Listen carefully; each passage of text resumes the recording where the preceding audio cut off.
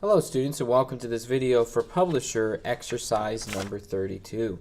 And we're going to be covering some things that we've used before in PowerPoint and Word and possibly Excel, and even a little bit here now in Publisher, but we're going to cover them again to make sure that you understand how it works and able to use it in the exercise as well. So what we're going to be focused on here with this one is, of course, working with shapes, but also working with the 3D effects that you can have. Now, if I want to make a shape, all I got to do is either click on Insert and find the Objects group, or I can go over here on the Home tab and select Shapes. And there's lots of different ones. Now, the ones you use will end up here in Recently Used Shapes at the very top, but otherwise, they're going to be down here below with these different options. And so I just click on one of them.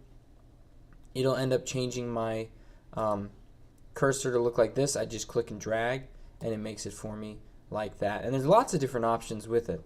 Now,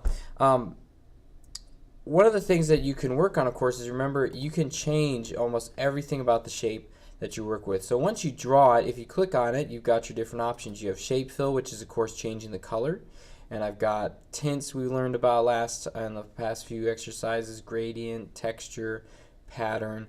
You can do picture as well, all those different types of things. And then of course you have the outline, and we've used this a little bit, but you could of course pick what color you want. This is right now black, and then you can choose how thick the line is. So I have these different preset options here, or I can click more lines. You have dashes you can choose here as well. There's also arrows, except of course you have to actually choose a line or shape with an arrow. So this one actually has it. So if I click on do shape outline, you'll notice I do have the arrows option, but I no longer have the shape fill option because the arrow is basically an outline, or at least that's how it considers it in and of itself. And then of course, the one thing I want to talk about here a little bit more exclusively is shape effects. Now we've learned about shadow, reflection, glow, soft edges. There's bevel, which is dealing a little bit with the 3D effects you can do, making it pop. Basically the idea that it's almost like it's a real object. It's not just a 2D, two-dimensional object on your screen. But then there's also 3D rotation. And so this is one that will allow me, if I want to change how it looks here. Now, you notice some shapes you can pick and select, and it already has a 3D effect to it. So when I pick the cube here, it did have that effect. If I want, I could choose edit shape, or excuse me, change shape, and I could pick a different one from here. And you can see some of them already have the 3D effect applied. Some of them you can go and apply it to it. And now Publisher has certain limitations with it, but I could pick this one, and you can see it slants it at an angle. I could pick this one where this side now looks closer, this one looks further away. So you have lots of options there. Now, if I want to change something that you'll have with different files, maybe you want to do it for simplicity's sake, maybe a file comes to you this way, is grouping and ungrouping objects. So say that I want these three objects to stay together and be able to copy and paste them or do certain things with them where they just are the same each time. Well, I can hold down Control and select the multiple objects. You might be able, let's try doing it here quickly, click and drag across all of them, and you can see it selects all of them. And up here in the Arrange group, or I could right click on it and it will appear as well, is Group and Ungroup. And so I chose to group them together. Now they're one object, so when I select it and move it, it moves all of them. You notice I have to click on the actual object itself. If I click in this white area, it won't move it, but I can do that. If I want, I can also ungroup it, so that way it goes back to being individual objects. And so we're going to be using that today here in our exercise. And of course, one last thing here I forgot to show you before we get started is, of course, in shape effects there is shadow, which I don't know if we have covered yet or not, but you can see it with the presets. You can kind of choose it. It adds more of a 3D effect to it, and then of course you can do an inner one as well, perspective, and then there's specific shadow options here that you can use. So and it opens up the format shape pane and gives me the options to mess with that. Alright, so you're going to open up your file here that you downloaded from Plus Portals or from wherever you got it from. So let's open up Pub32. Pub32.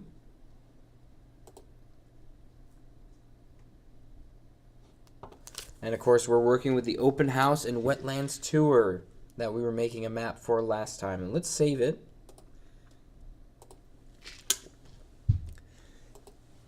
as 32 open. So go to the folder that you're going to save this to, or your flash drive. Do this first, and then save it as 32 open underscore your initials. So 32 open underscore your initials. Saving it, and let's display page 2. So that map we were working on, I'm going to zoom in here a little bit more so we can see this better. So it says zoom in so you can see the map clearly. So I'm going to zoom in even just a little bit more. Try to make this as clear as possible for you. And it says format the vertical line with the following attributes. So vertical means it's going up and down. Okay.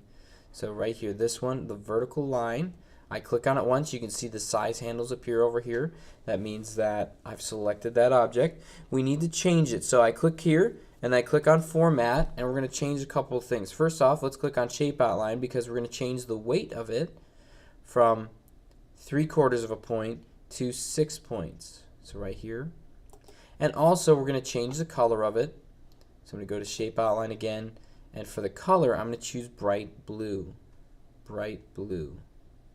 Let's see here. So we got light blue, bright blue. Let's go with just blue. It looks like the color may have changed names here.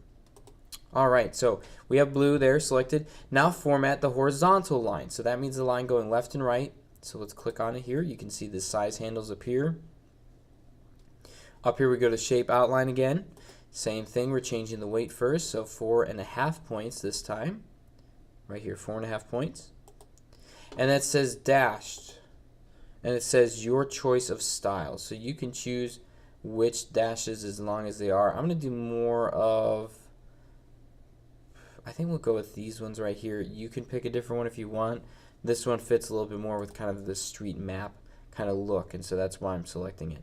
And then we do need to change one more thing. Let's change the color to dark blue. So this is blue right here, but it says to change it to dark blue. So I'm going to go to more outline colors. I'm going to pick one that looks more like this. So basically the middle dot up here. And let's click OK. And now you can see there's a slight difference between the two colors. Now it says color the small rectangle representing the Hendrix Inn building a bright orange and remove its border. So let's click on it here. So click on it once. We need to remove the border. So shape outline, we're going to choose no outline. And then it says change the color to a bright orange. So let's go to shape fill, and we're going to choose a bright orange, which this one will work right here, orange. Then it says apply a white background fill to the text box containing the Hendrix Inn. So I'm going to click on this here. I'm actually going to click along the outside edge once like this so the insertion point isn't there. So click on that. It says apply a white background fill. So shape fill, choosing white, which it looks like it's already selected, so just double check, make sure. Then you can see it switched it back to my insertion point being there. And then apply a 3D style one to the text box. So let's click on shape effects. We're going to click on 3D rotation. And the one we're going to choose here, let's actually click on format shape. Let's click on 3D format.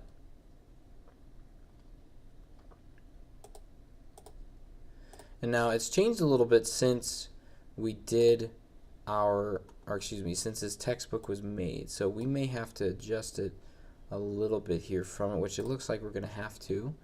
So shape effects, I'm going to click on this again. Let's see what bevel looks like. No, that's not what we're looking for. Here's 3D options. Oh, we end up at the same spot. Alright, so let's do it this way then. We're going to actually change our shape, and we're going to choose block right here, because this is essentially what we're wanting it to do. Now, we do need to stretch it to make sure our text fills in here. There we go. So you notice how to drag this one down a little bit.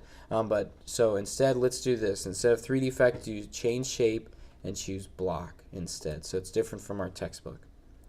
Then what we need to do is select the outer border, the rounded rectangle of the map. So this outside border here, let's click on it. And we're going to choose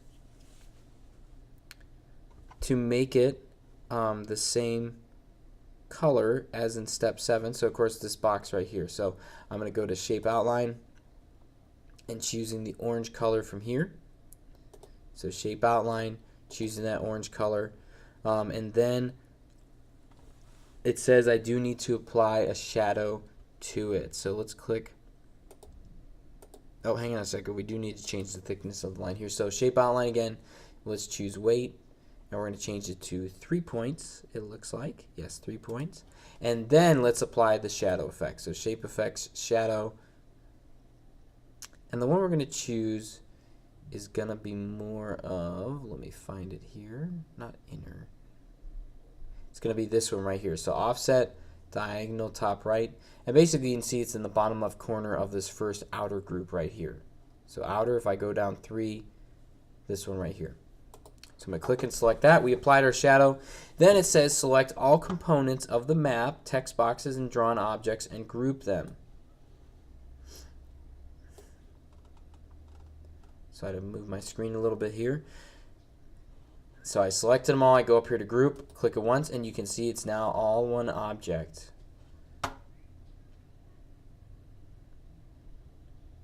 And then it says to save your work and exit publisher. So let's do that. Save your work here. And then we're going to exit out this file, but we're opening up our next one for the on your own part. So I'm going to open this up. We're going to open up OPUB 32. OPUB 32 right here. So open up this file. You're going to see kind of a drawing here. Because remember, we're working with lots of shapes. So zoom in a little bit more. So OPUB 32, and let's save with a new name. So File, Save As, Browse, and make sure you're choosing the right folder or your flash drive. And we're going to select 32 draw underscore your initials. 32 draw underscore your initials.